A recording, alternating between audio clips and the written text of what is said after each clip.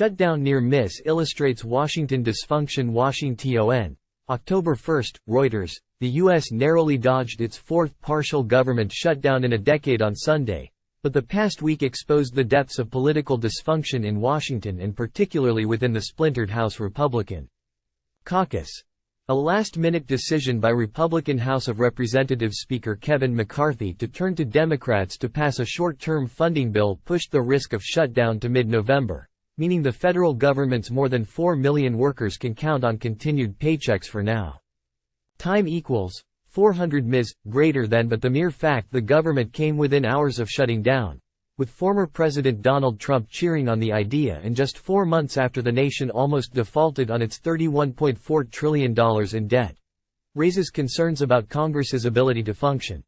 Congress is not looking very good, said Sarah Binder, an expert on governance issues at the Brookings Institution think tank. Arguably, the one thing it has to do every year is pass laws that fund the government, and their inability to do any of them this year is just a ringing indictment. The near shutdown is only the latest example of congressional malfunction.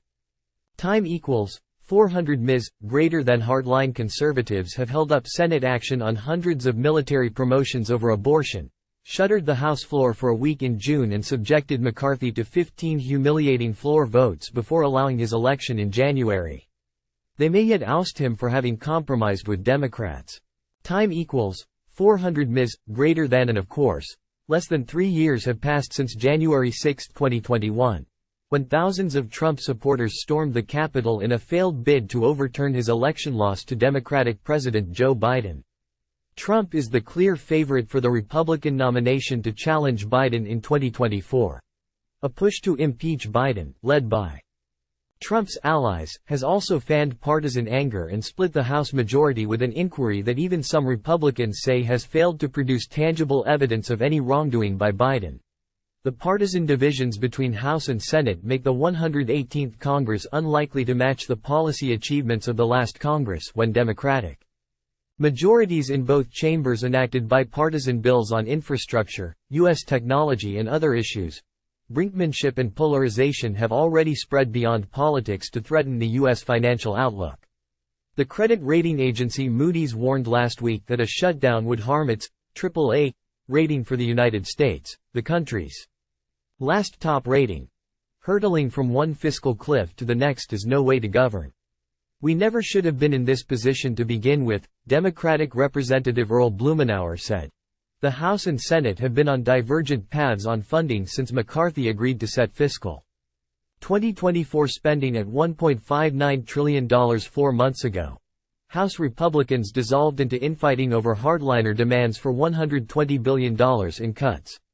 The dysfunction caucus at work. Republican Representative Don Bacon told reporters earlier this month, after hardliners blocked consideration of a defense appropriations bill that finally passed on Thursday. Some moderate Republicans have likened that party infighting to TV soap operas, including the one-time U.S. series, All My Children.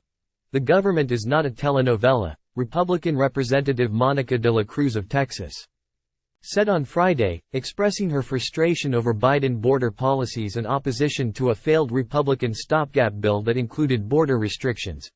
Before Saturday, bitter political relations between parties, and within the Republican Party in particular, boiled over into ad hominem attacks, some directed at hardline Republican Representative Matt Gaetz, a prominent holdout on bipartisan funding who has threatened to move for McCarthy's ouster.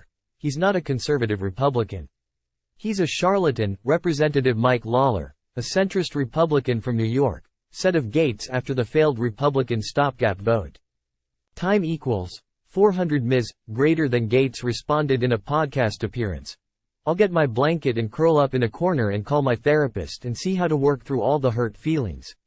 Some House Republicans worry about personal rivalries and a general lack of trust within a 221 to 212 majority that can afford to lose no more than 4 Republican votes on legislation opposed by Democrats. That's the part that nobody wants to talk about. There are a lot of personalities at play here, and multiple strategic objectives, Republican Representative Kat Cammack told reporters. Only 1 in 3 respondents to an August Reuters, Ipsos poll said they had a favorable view of the House or the Senate. Of the majority leaders, McCarthy scored an approval rating of just 21%, while Senate Majority Leader Chuck Schumer, the top Democrat in Congress, had a 26% approval rating.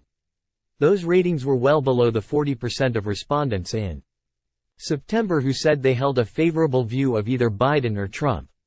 Democrats view McCarthy as having wasted time presiding over chaos. The majority has demonstrated overwhelmingly, in the last several days and the last several months, an unwillingness to govern, an inability to govern, and chaos, general chaos, said Representative Rosa DeLauro, top Democrat on the House Appropriations Committee.